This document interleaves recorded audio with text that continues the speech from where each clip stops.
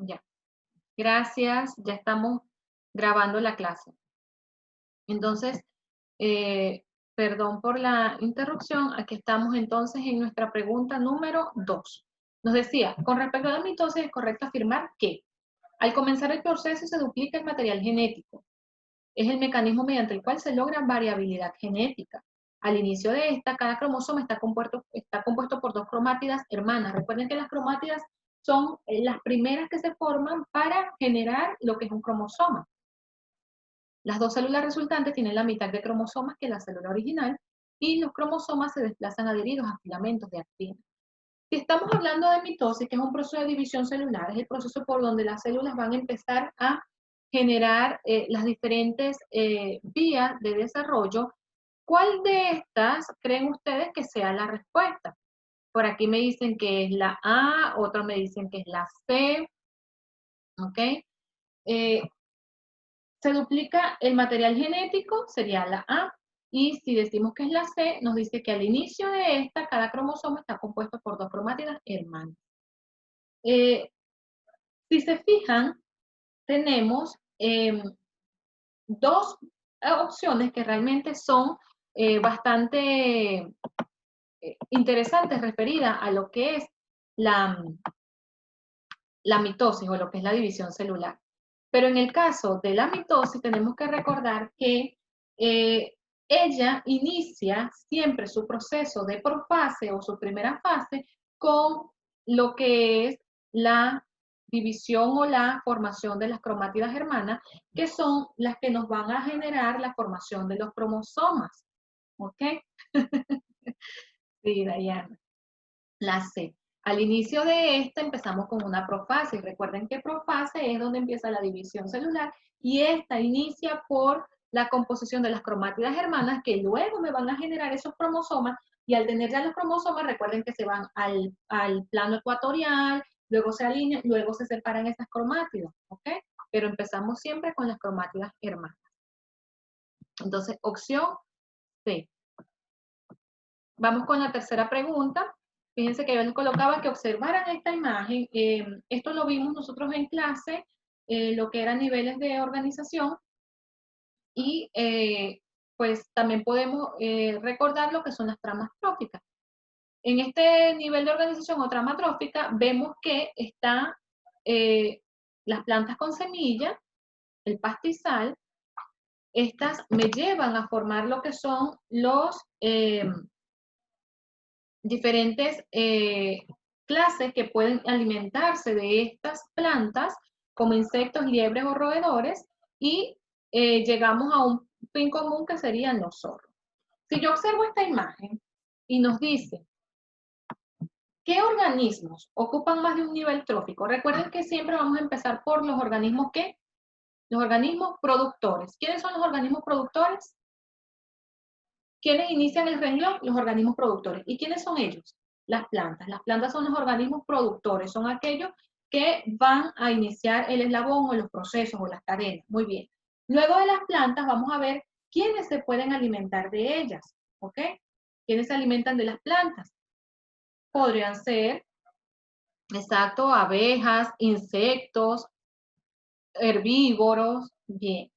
Luego de que estos herbívoros o estas abejas o estos insectos se alimentan de estas plantas, vamos a ver que luego viene un eslabón más, que sería quién consume a estos herbívoros o quién consume a estos primeros consumidores, que son los que se alimentan de los productores. Entonces, eso es lo que tenemos que tener claro para poder ubicar esta pregunta. ¿Ok? ¿Cuáles son los diferentes eslabones, cuáles son los diferentes niveles a los cuales están sometidos las cadenas tróficas? Si vemos, las plantas con semilla me van a surtir o me van a alimentar a los insectos, a las liebres. El pastizal, también la liebre se puede alimentar de él y muchos roedores. Pero entonces, ¿quiénes se pueden alimentar de los insectos? Los reptiles. ¿Quiénes se pueden alimentar de las liebres y los roedores? El zorro. ¿Y quiénes se pueden alimentar de las aves? El zorro sería como un depredador, se alimenta de las aves. Y las aves, por supuesto, comen insectos.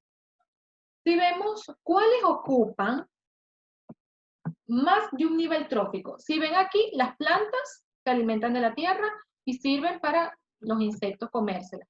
Los reptiles se alimentan de los insectos. Perdón. Los reptiles se alimentan de los insectos. Las liebres se alimentan de las plantas. El zorro se alimenta de la liebre. El zorro se puede alimentar del roedor también. Pero si vemos aquí, él tiene aquí un nivel de energía porque consume por acá tanto reptiles, liebres como roedores, y tiene un segundo nivel de energía porque también me consume a las aves. Entonces, vamos a ver cuál sería en este caso la respuesta correcta, que sería la opción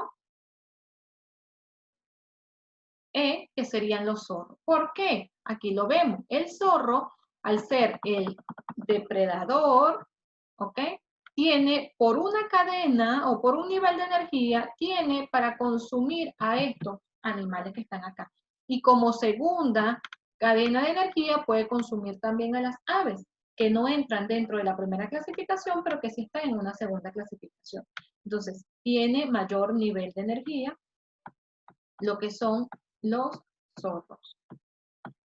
Ahora nos dice, según el modelo de doble hélice de la molécula de ADN propuesto por Watson y Crick en el año de 1865, es correcto afirmar que, vamos a ver las proposiciones, nos dice, la adenina se une siempre con la citosina. Adenina se une con citosina. 2. Las dos cadenas de nucleótidos de la molécula son paralelas. ¿Ellas son paralelas o cómo eran ellas? Las bases nitrogenadas de ambas cadenas se unen mediante puentes de disulfuro. ¿Era disulfuro o cuáles eran? Las pentosas y los grupos fosfatos forman el interior de la célula. ¿Recuerdan? Pentosas y grupos fosfatos. La cantidad de nucleótidos de pirimidina es igual que la de nucleótidos de purina. Ay, por aquí me están dejando las respuestas porque estas sí se las saben. Ajá. Es así. ¿Cuál es así? La E. Para Carlos y Fernanda nos dicen que la respuesta correcta es la E. La cantidad de nucleótidos de pirimidina es igual que la de nucleótidos de purina. Porque recuerden que pirimidina y purina son las bases que, ¿qué es lo que formaban la purina y la pirimidina? ¿Qué es lo que forman ellas? A ver si las ubican. Cuando yo digo pirimidinas y purinas, ¿qué es lo que son? No todos a la vez, porque me dejan el chat sin nada. ¿Qué es lo que son purinas y pirimidinas, chiquillos? Me estoy preguntando.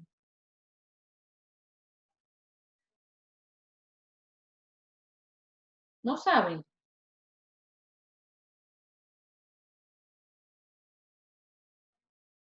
¿No sale nada?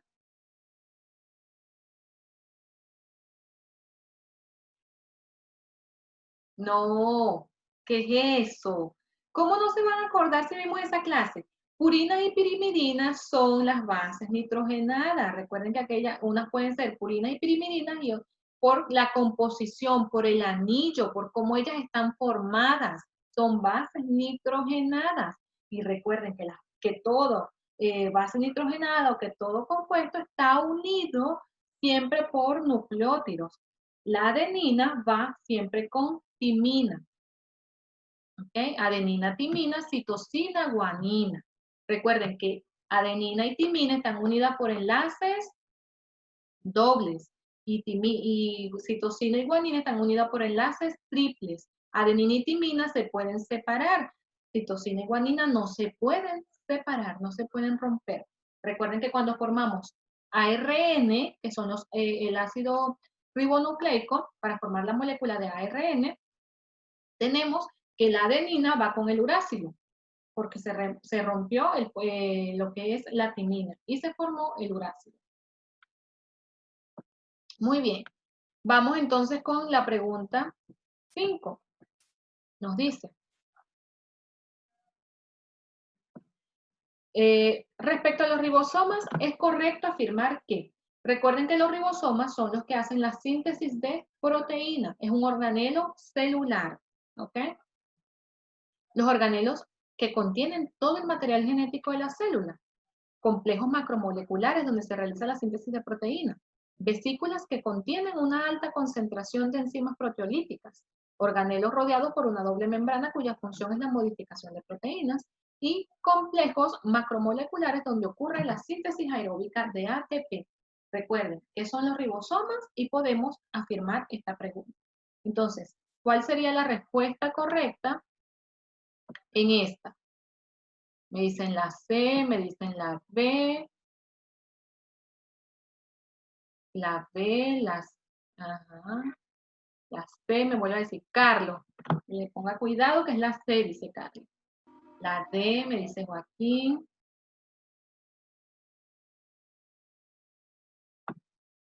Si estamos hablando de... Me equivoqué, Carlos. Si estamos hablando, chiquillos, de ribosomas, les comentaba que es donde se hace la síntesis de proteínas, ¿ok? Los ribosomas son los que se encargan de la modificación, del empaquetamiento, de realizar la síntesis de proteínas. Los ribosomas son organelos celulares, se encuentran en las células eucariotas y realizan la síntesis de proteínas, que a su vez se ayudan con el aparato de Golgi para que luego esta síntesis de proteínas quede lo que necesito en la célula y lo que no salga. Respuesta correcta, opción B, chiquillos. Ok, aquí vamos con una pregunta del tema que vimos la semana pasada, que terminamos la semana pasada, que nos dice, en la pubertad del hombre, la hormona LH influye directamente en... Recuerden que la LH es lo que son los tipos de hormonas segregadas por el hombre. En este caso, tenemos que evidenciar que en el hombre existe producción de testosterona, también hay los túbulos seminíferos, que es por donde pasan los espermatozoides, también se da el proceso de lo que es espermatogénesis, que es la producción del gameto sexual masculino, también se da porque las hormonas nos pueden ayudar a lo que es estimular el deseo sexual, y también se da el crecimiento de la barba y vello. Todas estas opciones pudieran ser, por eso es que son conchita de mango. Pero en la pubertad del hombre, ¿qué indica que la hormona LH esté directamente relacionada con el crecimiento y desarrollo de algunas hormonas en tu organismo y que permitan la producción de la misma? En este caso, se produce mayor cantidad de testosterona, por ello, todos mis apreciados por acá estudiantes estaban en los ciertos. Opción A, producción de testosterona. Bien. Pregunta 7 nos dice, el oxígeno que se libera en la fotosíntesis proviene principalmente de... Quizás no la recuerden, fotosíntesis es el primer contenido, perdón, es el segundo contenido del, primer contenido, perdón, del segundo semestre de primero medio. Recuerden que en el caso de la fotosíntesis es el proceso mediante el cual las plantas, porque la fotosíntesis se realiza en las plantas, absorben la energía lumínica proveniente del sol y la transforman en energía química aprovechable por los seres vivos. En el caso nos producen ATP y nos producen lo que es la glucosa, que es para activar nuestras funciones metabólicas. La fotosíntesis se da específicamente en las plantas, en una estructura de la planta conocida como la hoja. Se da en un organelo de la célula vegetal conocido como cloroplasto, y en las hojas están unas estructuras que se llaman estomas. Los estomas pueden estar abiertos o cerrados dependiendo de la cantidad de sol que podamos regular. ¿Ok? Entonces, esta breve explicación para que podamos comprender o recordar un poquito lo que es la fotosíntesis. El oxígeno que se libera en la fotosíntesis proviene principalmente de ¿quién? Todos me dicen que es la opción A, que es efectivamente el dióxido de carbono. Pero en el caso del oxígeno que vamos a liberar, recuerden que si ella va a transformar el CO2 en... el CO2 en oxígeno, vamos a hacer un desdoblamiento de esta molécula de CO2. En el caso de la fotosíntesis, absorbemos agua por medio de las raíces. Si yo veo, ¿qué necesito para hacer la fotosíntesis?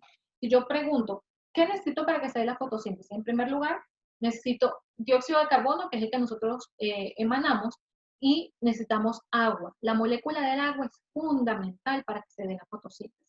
¿Qué más? En presencia de la luz solar y de clorofila, que es el pigmento fotosintético, ¿sí? que es el pigmento fotosintético, ella va a producir glucosa más el oxígeno que se libera. Pero entonces, ¿cuál sería o de dónde va a tomar la fotosíntesis el oxígeno o de dónde lo va a generar? En este caso, bien podrían decir del dióxido de carbono, pero es que el dióxido de carbono es el gas que tú estás recibiendo y que ella va a transformar. Pero en este caso ella lo toma de la molécula del agua porque une el hidrógeno, lo asocia a ella adentro y entonces solo libera el oxígeno, ¿ok?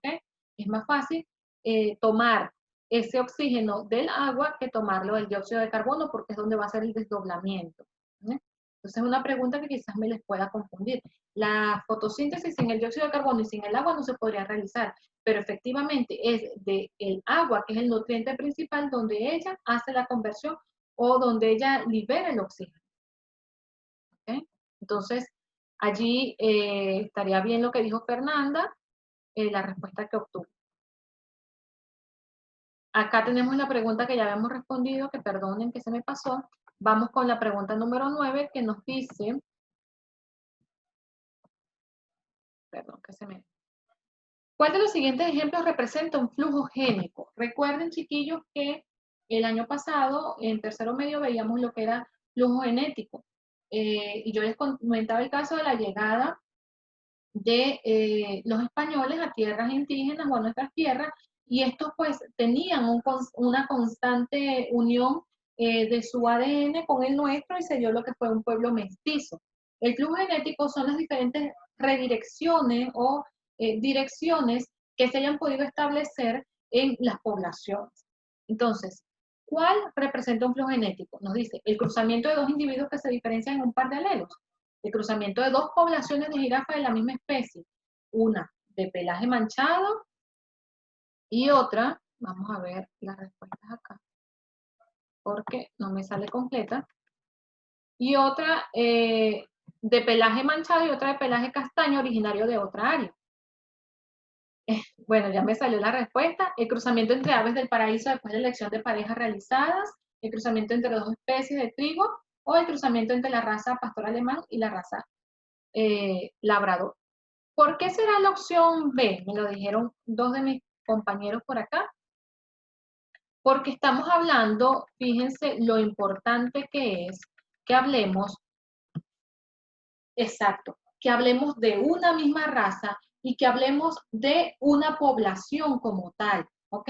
Porque recuerden que estamos hablando de individuos que van a compartir un sitio específico, ¿ok? Que comparten un sitio específico, comparten características comunes, pueden cruzarse entre sí y existen diferencias entre su genotipo. Y esto me va a generar descendencias, un pueblo mestizo, una descendencia más fuerte, una descendencia quizás viable. Entonces, cuando hablamos del flujo genético, estamos hablando en este caso de las dos poblaciones de jirafas que se cruzan, que son de una misma especie, pero que tienen diferentes pelajes y se da entonces lo que es el flujo genético. Esta viene de una área, que sería la de color castaño, y la de pelaje manchado está de otra área característica, ¿ok? Es cuando se cruzan, Fernanda, cuando se cruzan especies o poblaciones de una misma especie, pero que son de diferentes áreas, de diferentes lugares. ¿Ok? Entonces, opción correcta aquí, opción B. Fíjense aquí nos dice de la presente imagen responde. La donación de sangre constituye un tipo de trasplante de tejido y es poco habitual en servicios de urgencia médica. La tabla muestra los grupos sanguíneos humanos con sus respectivos antígenos. Recuerden que el antígeno es la sustancia que todos tenemos y que me va a desencadenar la formación de anticuerpos presentes en los glóbulos rojos y los anticuerpos presentes en el plasma. Tenemos los cuatro grupos sanguíneos A, B y O, el A con sus antígenos A, el B con sus antígenos B, el AB con sus antígenos AB y el O con sus antígenos O. Recuerden que el grupo sanguíneo A reacciona contra el grupo sanguíneo B, es decir, tiene anticuerpos B, no puede recibir de allí. El grupo sanguíneo B reacciona contra A tiene anticuerpos anti-A. El grupo sanguíneo AB tiene antígenos A y B, es decir, tiene la protección de los dos y por ello no tiene anticuerpos. El grupo sanguíneo O no, solo tiene antígenos O y tiene anticuerpos anti-A y anti-B. Quiere decir que el O reacciona contra A y B y solo recibe de O. Entonces, considerando que son los anticuerpos del receptor los que reconocen los antígenos del donante, ¿cuál de las siguientes opciones muestra correctamente la compatibilidad entre un receptor y donante de sangre? Nos dice grupo sanguíneo O, donante A. Grupo sanguíneo A, donante B. El O, donante AB, B, donante O B, donante AB. ¿Cuál sería la opción correcta si yo digo, ¿de quién puedo recibir sangre? ¿De quién puede recibir sangre? ¿Ok? Muy bien, la D, la D, la D, la E, me dicen por acá. ¿El grupo sanguíneo O puede recibir de A? Pregunto. No, ¿verdad? Él solo recibe de O. ¿El grupo sanguíneo A puede recibir de B? No. ¿El grupo sanguíneo O puede recibir de AB? Tampoco. ¿El grupo sanguíneo B puede recibir de O? Porque O es considerado como, ¿cómo se considera O? ¿Qué es lo que decimos que se neutro, pero no es la palabra? Yo se los di en la clase, entonces creo que donante universal, casi, ajá. O es considerado donante universal porque tiene la particularidad de que él no tiene antígenos, sino que solo tiene su antígeno O y por ende él puede donarle a todos, pero solo puede recibir de su mismo grupo. ¿Y quién es el que puede recibir de todos? ¿Cuál es el receptor universal que también se los dije? El AB. Muy bien, Osvaldo. Entonces, respuesta correcta en este caso sería la opción D. Muy bien para todos. Nos dice, ¿cuál de las siguientes opciones presenta la secuencia temporal correcta de alguno de los procesos involucrados en la síntesis de una proteína? ¿Ok? Recuerden que para que se sintetice la proteína, tenemos primero nosotros lo que son los procesos de replicación del ADN. Recuerden que teníamos ADN, el proceso de replicación, y el ARN, que ahí hablábamos de lo que era el dogma central de la biología cuando les di esa clase. ¿Cuál de las siguientes opciones presenta la secuencia temporal correcta de alguno de los procesos involucrados en una síntesis de proteínas? Tenemos procesamiento de ARN, transcripción y traducción. Empezaba así, con el procesamiento de ARN. La transcripción, traducción o procesamiento de ARN. Empezaba con traducción, transcripción o procesamiento de ARN mensajero. Transcripción, procesamiento de ARN y traducción. O traducción, procesamiento de ARN o transcripción. ¿Cuál de las siguientes opciones presenta la opción correcta? ¿Cómo yo puedo hacer una secuencia para una síntesis de proteínas? Muy bien. Opción D.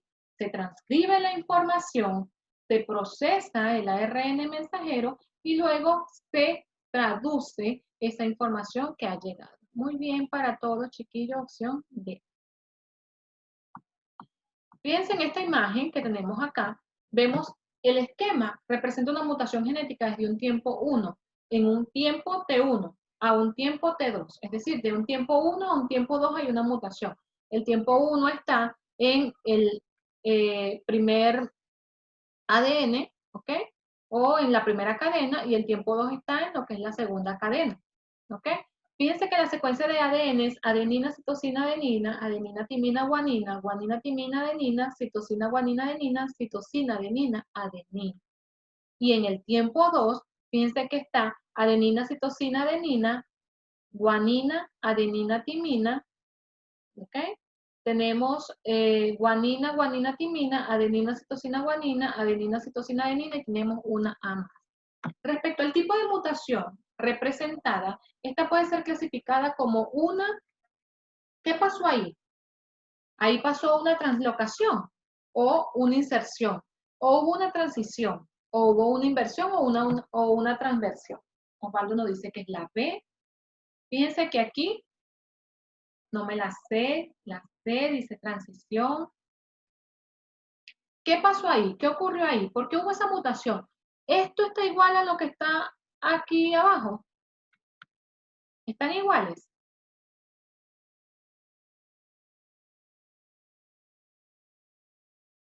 ¿Sí o no? No, ¿verdad? Ajá, ¿y qué ocurrió ahí entonces?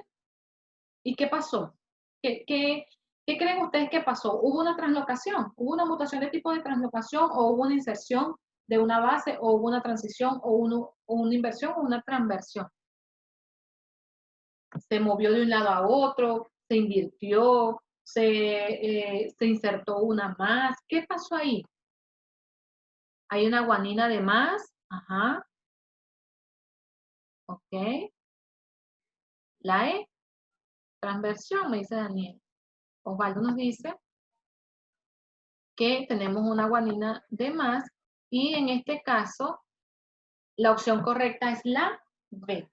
Como nos decía Osvaldo desde un principio, hubo una inserción.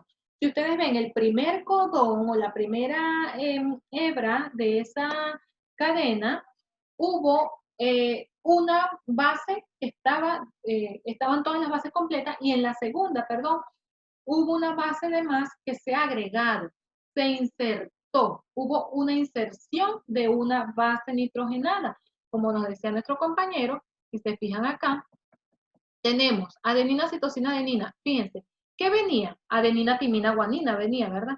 Y hay una guanina de más. Fíjense, aquí está una guanina de más. En este caso, me cambia la secuencia de nucleótidos que tenía y por ende hay una base nitrogenada que se agregó como una inserción. Perfecto, chiquillos. Muy bien, Osvaldo, por el análisis. Observa la presente imagen y ubica la respuesta correcta. Aquí tenemos, si una célula presenta en una dotación cromosómica, perdón, 2N igual a 6, ¿cuál de los siguientes esquemas representa dicha célula en una etapa posterior a metafase? Vamos a recordar, chiquillos, que Fernanda está emocionada, la E dice, de una vez. Vamos a recordar, chiquillos, que los procesos de división celular empiezan con profase, metafase, telofase, anafase. ¿Ok? Y nos está diciendo que una dotación cromosómica de carga 2N va a tener entonces 6 cromosomas o 6 pares. ¿Cuál de los siguientes esquemas representa dicha célula en una etapa posterior a metafase? Fíjense, aquí tenemos 3 y 3, 6, pero ellos en ese caso se han alineado, ¿ok? Y, perdón chicos, y van a tener lo que es la apropiación, fíjense. ¿En cuál de ellos podemos verlos nosotros los cromosomas en metafase 2? Recuerden que en la meiosis tenemos primera, las 4 fases en una fase 1 y luego en una fase 2. Aquí todos están centrados en qué es la opción E. Aquí estamos viendo que en la opción E vemos los cromosomas que están alineados en el centro. Vamos a ver tu respuesta correcta. Es la opción D, chiquillos. ¿Qué pasó aquí? Si nos dice que, fíjense, metafase 2. En metafase 2 estamos viendo que las cromátidas están unidas con cargas cromosómicas con la mitad. Aquí tenemos 2, aquí tenemos 2 y aquí tenemos 2. ¿Por qué? Porque ella ha unido los fragmentos de cada una de ellas, porque si fuera así, vamos a tener la doble carga genética. Aquí está, aquí tenemos 4, 6, aquí tenemos 8. ¿Ves? Entonces, en este caso, tenemos las 6. Posterior a metafase. Aquí tú quizás lo estabas viendo con la metafase, pero ¿cuál es posterior a metafase? La separación de las cromátidas. ¿Ok? Entonces, aquí yo tengo mis cromosomas homólogos juntos y aquí yo tengo la separación de mis cromátidas hermanas, que es la siguiente fase en una metafase 2.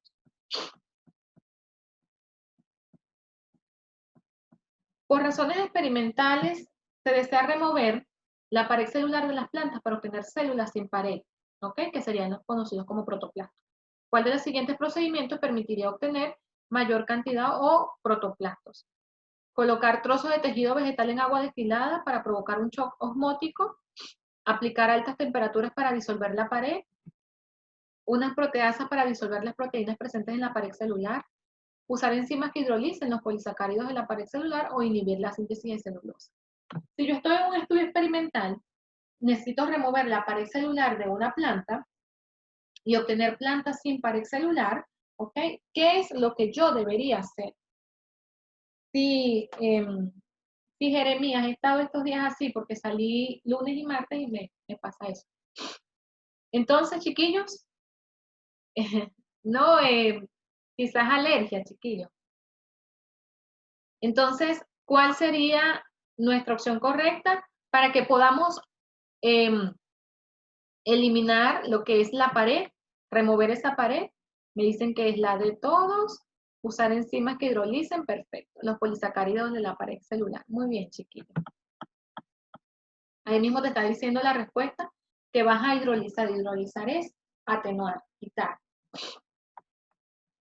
Muy bien, chiquillos. En Chile, ¿qué consecuencias puede tener la cacería ilegal de pumas sobre el ecosistema natural, considerando que este organismo es un consumidor terciario?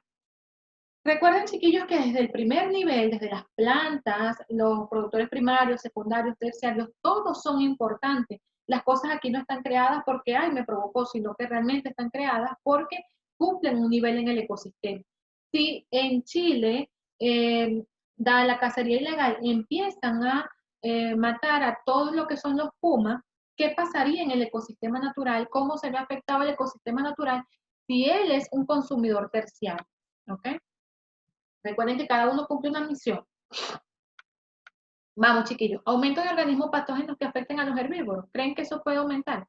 Disminución de la productividad primaria neta. Disminución de la densidad poblacional de los consumidores primarios. Disminución del número de descomponedores o aumento de la densidad poblacional de los consumidores secundarios. Si yo elimino un consumidor terciario, ¿ok? ¿Qué puede pasar en la cadena? ¿Qué es lo que puede generarse? Él consume, ¿verdad?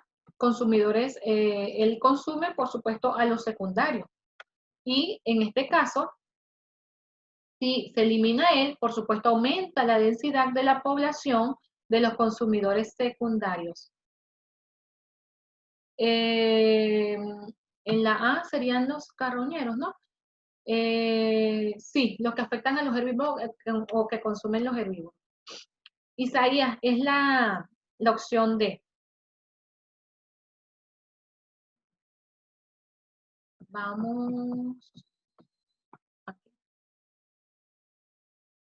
El proceso mediante el cual una célula vegetal, al ser colocada en un medio hipertónico, pierde agua y su membrana plasmática se separa de la pared celular, se le denomina.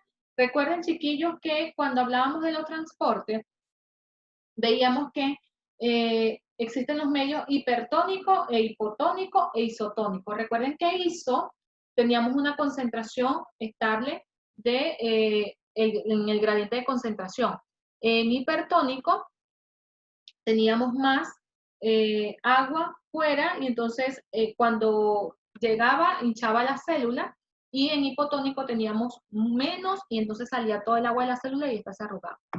¿Qué creen ustedes que sea lo que esté ocurriendo aquí y su membrana plasmática se separa de la pared celular?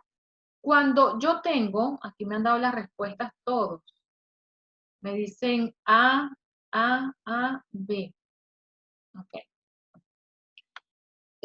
Cuando yo tengo una célula y su membrana plasmática, ¿verdad? Pierde agua y esta se separa de la pared celular, ¿qué le pasa a esa célula? ¿Qué le ocurrió a esa célula? ¿Cómo quedó la célula? En este caso, el fenómeno conocido por cuando la célula se arruga es conocida como plasmólisis. Muy bien, chiquillos, opción A. ¿Por qué? En esta, la célula pierde toda la cantidad de agua, se separa de su pared celular y se arruga. ¿Ok? Muy bien. La 17 nos dice, ¿en cuál de las siguientes estructuras celulares es posible encontrar una bicapa lipídica? Recuerden que la bicapa lipídica es la que me protege ¿ok? O que me da la permeabilidad entre el organelo. Tenemos la bicapa lipídica en el centriolo, en un lisosoma, en un citoesqueleto, en un ribosoma o en un cromosoma. ¿En cuál? Carlos nos dice lisosoma, la B. ¿Alguien más nos da otra opción? ¿Alguien más nos dice otra pregunta? ¿Otra respuesta, perdón? Los veo calladitos, a los demás veo participación de pocos. ¿Cuál será la opción correcta allí? ¿Dónde vemos una bicapa lipídica? ¿En un centriolo, en un lisosoma, en un citoesqueleto, en un ribosoma o en un cromosoma?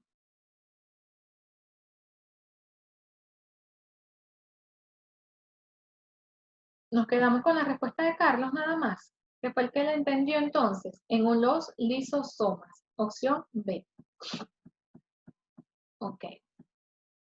En la pregunta 18 nos dice, ¿en qué fase del proceso de división de una célula humana se observan 92 cromosomas y 92 centrómeros? Recuerden que los centrómeros y los cromosomas van a estar asociados cuando ya la célula ha tenido una, como les digo, una alineación, ya se han ubicado ecuatorialmente estos cromosomas y van a poder empezar con sus distribuciones, con sus divisiones.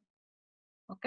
¿Cuál sería la opción correcta en el caso de las fases? Aquí tenemos que conocer nuestra fase de división celular. Sería profase mitótica, anafase mitótica, metafase mitótica, telofase meiótica o anafase meiótica. Recuerden que se da dos tipos, se da mitosis y se da meiosis. Entonces aquí están las fases de mitosis y las fases de meiosis. Es en la profase de la meiosis, en la anafase de la mitosis, perdón, profase y anafase de mitosis, metafase de mitosis o telofase y anafase de meiosis.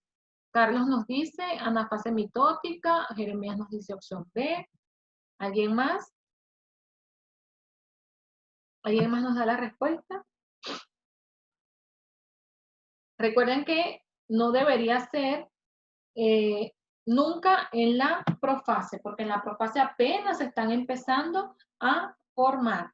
Siempre va a generarse lo que es la formación de esas cromátidas y esos cromosomas cuando ya ellos están apilándose. ¿Ok? Entonces, anafase mitótica. Aquí vamos otra vez con niveles de organización. Nos dicen, cualquier pirámide ecológica, el nivel trófico de los consumidores primarios corresponde a los... ¿Cuáles serían el nivel trófico de un consumidor primario en este caso? Carlos me dice la B de una vez. El nivel trófico de los consumidores primarios corresponde a los... La B, la E, me dicen. Ok. ¿Quiénes son consumidores primarios entonces? Los vegetales por ser el primer eslabón, los herbívoros por consumir plantas, los carnívoros, los depredadores. El nivel trófico de los consumidores, vamos a sacarlos de dudas a mis chiquillos. Opción B, herbívoro por consumir plantas. Muy bien, felicidades chiquillos. Para obtener imágenes de un feto de gestación, en gestación durante el embarazo, se utiliza una técnica llamada ecografía. Al respecto, es correcto afirmar que la imagen, ay Carlos, es correcto afirmar que la imagen del feto se sigue empleando a través de ¿qué? De un rayo X, de un ultrasonido, de los microondas, de ondas de radio o de pulsos magnéticos. Michelle, te veo por acá. Ultrasonido, nos dice Michelle, la B, Javiera, ok. Carlos y Daniel, ya. Entonces, ¿cómo se llama la técnica que se aplica o que se emplea para conocer la gestación de un feto o de un embrión? Muy bien, la B, ultrasonido.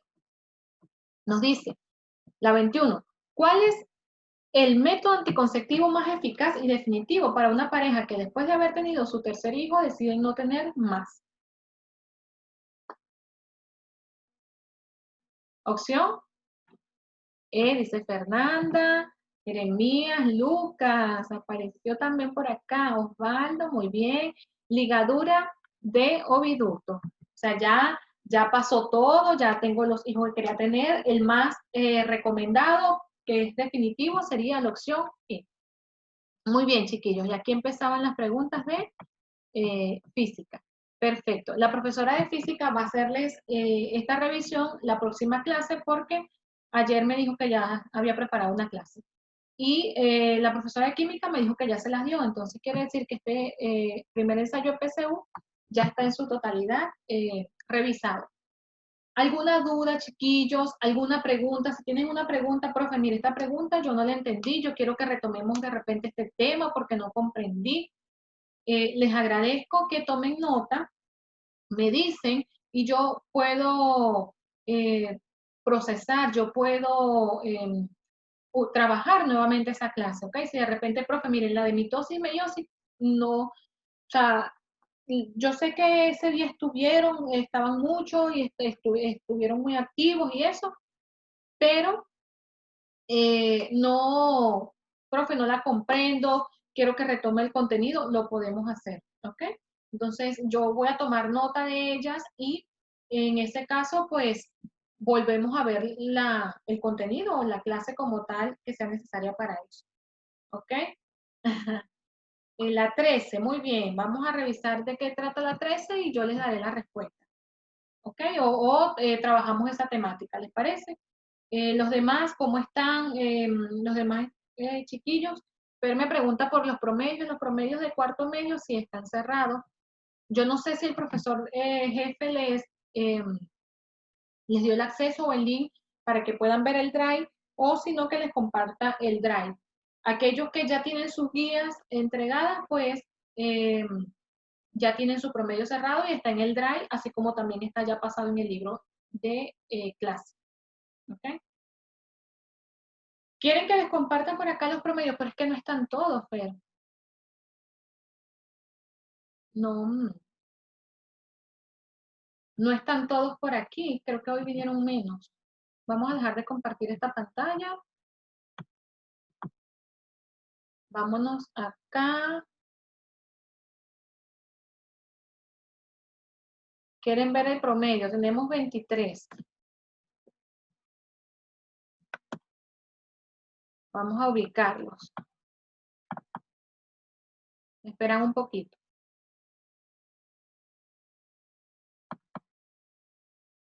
Voy con el...